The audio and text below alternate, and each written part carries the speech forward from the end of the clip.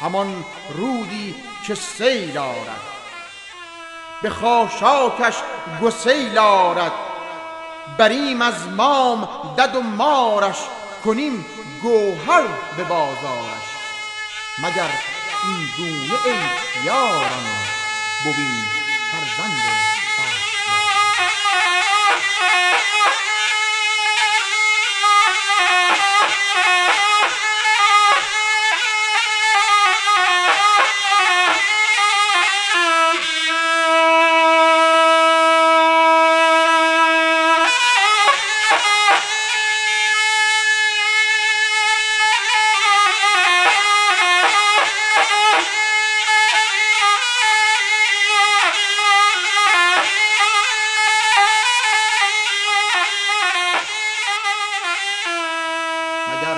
این گونه ای یاران، بویم فرزند بخت یاران. که زان پس ما بدین وادی، نبینیم دیده ای گریان. نباشد سینه ای نالان، نگردد سفره ای بینان. به ره لنگان نبینی کس، قفس بشکسته باداری. نبینی ذلت و خواری، برای محفل و تنپوش، نباشد تن به بازاری. که ایران باشد و ایرانیش آزاد، زمین و آب و کوه و دشت او آباد.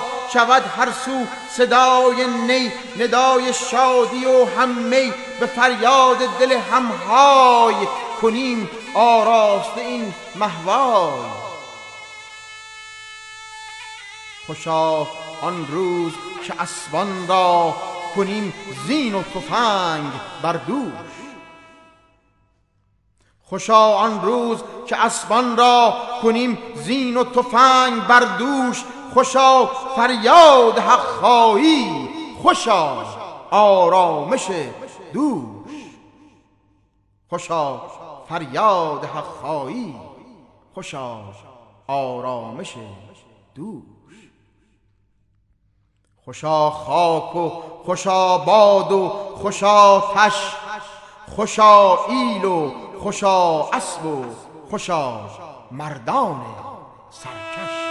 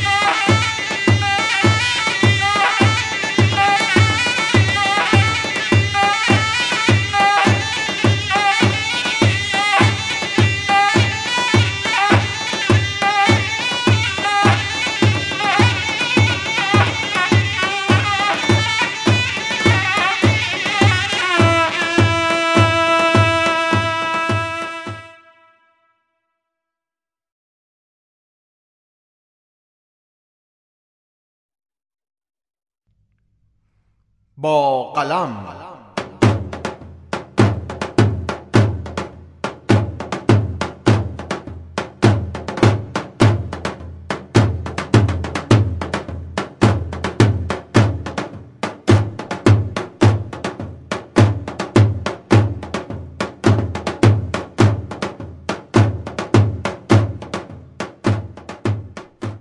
با قلم ویم به جنگ پیا خاصی ورمو امرو نه وقت تفنگ وانم پس شوم.